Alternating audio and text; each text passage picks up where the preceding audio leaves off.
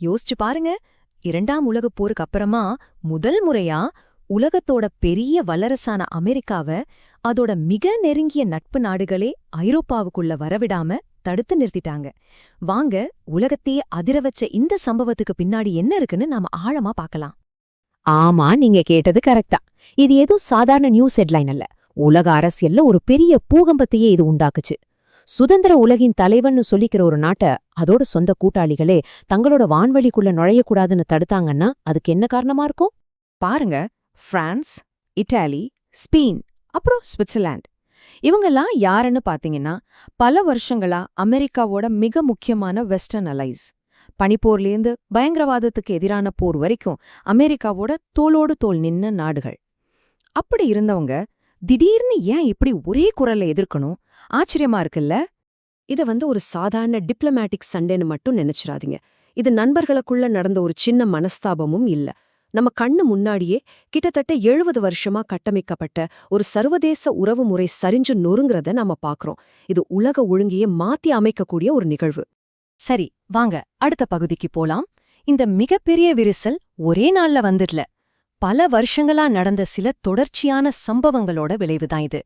வாங்க, இந்த புதிரோட துண்டுகளை ஒவ்வொன்னா எடுத்து வச்சு முழு படத்தையும் பார்க்கலாம்.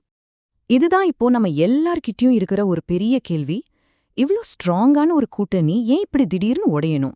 இந்த நிராகரிப்புக்கு வழிவகுத்த முக்கியமான காரணங்கள் என்னென்ன? இந்த ஆதாரங்கள் என்ன சொல்லுதுன்னா, இந்த பிரிவு 4 முக்கியமான படிகளா நடந்திருக்கு. முதல்ல நேட்டோ அமைப்பையே கேள்வி கேட்டது. அப்புறம் நட்பு நாடுகளையே பொதுவெளியில தாக்குனது. சர்வாதிகாரிகள் கிட்ட நெருக்கம் காட்டுனது. கடைசியா யார்கிட்டயும் ஒரு வார்த்தை கூட கேட்காம ஈரான் மேல போர ஆரம்பிச்சது.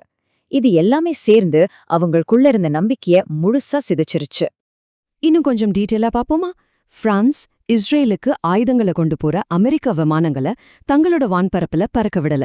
இட்டாலி தங்களோட மிலிட்டரி பேஸ்களை பயன்படுத்த முடியாதுன்னு கைவிரிச்சிட்டாங்க. இதுக்கு அவங்க சொன்ன முக்கியமான காரணம் என்னன்னா, இந்த ஈரான் போர் எந்த ஒப்பந்தத்துக்குள்ளயும் வரல. இத பத்தி யார்கிட்டயும் ஆலோசிக்கவும் இல்ல. இது முழுக்க முழுக்க ஒரு தனிச்சையான போருங்கிறது தான். சரி, இந்த மாதிரி ஒரு அடியா வாங்கினதுக்கு அப்புறம் அமெரிக்கா என்ன செஞ்சது? அவங்க செஞ்ச தப்ப பத்தி யோசிச்சாங்களா? இல்ல, நிலைமை இன்னும் மோசமாச்சு. ஆமாங்க, அதிபர் ட்ரம்ப் தன்னோட அணுகுமுறைய மாத்திக்கிறதுக்கு பதிலா பிரான்ஸையும் இங்கிலாண்டையும் கடுமையா தாக்க ஆரம்பிச்சாரு. நட்பு நாடுகளோட இந்த முடிவை ஒரு முதிர்ச்சியோட அணுகாம கோபத்தோடையும் பழிவாங்கற மாதிரியும் அணுகுனாரு. அப்போதைய வெளியுறவுத்துறை செயலாளர் மார்க்கோ ரூபியோவோட வாதமும் இதே மாதிரி தான் இருந்துச்சு. நட்பு நாடுகளெல்லாம் நன்றி கெட்டவங்க, அமெரிக்கா கிட்ட இருந்து உதவிய மட்டும் வாங்கிட்டு நமக்கு தேவைப்படும்போது உதவ மாட்டேங்கிறாங்கன்னு ஒரு தோற்றத்தை உருவாக்க பார்த்தாரு. இதுல எவ்வளோ உண்மை இருக்கு, இல்ல இது ஒரு அரசியல் ஸ்டண்டா? இப்ப இந்த ஸ்லைட பாருங்க. இங்க 2 விதமான வாதங்கள் இருக்கு. ஒரு பக்கம் ரூபியோ சொல்ற மாதிரி அமெரிக்கா தான் ஐரோப்பாவை பாதுகாக்குது, ஆனா அவங்க கைமாறு சேரதில்லைங்கிற வாதம்.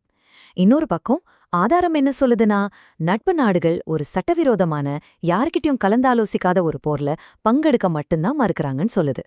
இதுல எது சரின்னு நீங்க நினைக்கிறீங்க? இந்த சண்டை இதோட நிக்கல. இது இன்னும் ஒரு பெரிய பிரச்சனைக்கு வழிவகுத்துச்சு. அதுதான் நேட்டோவோட எதிர்காலம். இது வெறும் வான்வழி மறுப்புங்கிறத தாண்டி உலக பாதுகாப்பு அமைப்பே ஒரு கேள்விக்குறியாக்கிடுச்சு. யோசிச்சு பாருங்க, அதிபர் ட்ரம்ப் உலக வரலாற்றிலேயே மிக முக்கியமான வெற்றிகரமான ஒரு ராணுவ கூட்டணியான நேட்டோல இருந்து அமெரிக்கா வெளியேறணும்னு வெளிப்படையாவே பேசினாரு. இது உலக அரசியல்ல மிகப்பெரிய அதிர்வலைகளையே ஏற்படுத்துச்சு. ஒருவேளை அது மட்டும் நடந்திருந்தா நிலைமை என்னவாகிருக்கும்? சரி, நேட்டோனா என்னன்னு ஒரு நிமிஷம் ஞாபகப்படுத்திக்கலாம். கோடிக்கணக்கான மக்கள் செத்து மடிஞ்ச 2 உலகப் போர்களுக்கு பிறகு திரும்பவும் அப்படி ஒரு பேரழிவு நடக்காம தடுக்கணும்னு 1949ல உருவாக்கப்பட்ட ஒரு பாதுகாப்பு அரண். அந்த அமைப்பையே கேள்வி கேட்கறது உலக அமைதிக்கு எவ்ளோ பெரிய ஆபத்துன்னு நம்ம புரிஞ்சுக்கணும். சரி, வாங்க கடைசி பகுதிக்கு வந்துட்டோம். இந்த ஒரு தனி சம்பவம் உலக உறவுகள்ல எவ்ளோ பெரிய விரிசல் விழுந்திருக்குன்னு நமக்கு காட்டுது. ஆனா இது ஒரு பனிப்பாறையோட நுனி மட்டும்தான். அந்த கருத்து வேறுபாடு என்னன்னா, கூட்டணிங்கிறது சமமான பார்ட்னர்கள் சேர்ந்து பேசி முடிவெடுக்கிறதா, இல்ல ஒரு நாடு தன்னிச்சையா முடிவெடுத்துட்டு மத்தவங்க அதை ஃபாலோ பண்றதா? இந்த வான்வெளி மறுப்பு இந்த முக்கியமான கேள்விய ரொம்ப தெளிவா நம்ம முன்னாடி வைக்குது. இது வெறும் அரசியல் பிரச்சனை இல்ல, இது ஒரு தத்துவவாத பிரச்சனை. இந்த ஸ்லைடு நிலைமையை இன்னும் தெரிவாக்குது. ஹார்மூஸ் ஜலசந்தில வர்ற பிரச்சனைகள் அமெரிக்காவோடது இல்ல, அது ஐரோப்பாவோடையும் ஆசியாவோடையும் பிரச்சனைன்னு ரூபியோ சொன்னது அமெரிக்கா ஃபர்ஸ்ட் அப்படிங்கிற கொள்கையா அப்படியே காட்டுது. சர்வதேச பிரச்சனைகள் எல்லாம் மத்தவங்களோட பொறுப்புங்கிற இந்த பார்வைதான் உறவுகள்ல பெரிய விரிசலை ஏற்படுத்தியிருக்கு. அப்போ கடைசியா நம்ம முன்னாடி நிக்கிற கேள்வி இதுதான். அமெரிக்காவுக்கும் அதோட நட்பு நாடுகளுக்கும் இடையில ஏற்பட்டிருக்கிற இந்த விரிசல் காலப்போக்குல சரியாகிடுமா, இல்ல இது ஒரு நிரந்தரமான பிரிவா மாறிடுமா? இந்த உலகளாவிய கூட்டணிகளோட எதிர்காலம் இந்த கேள்விக்கான பதில்ல தான் அடங்கியிருக்கு.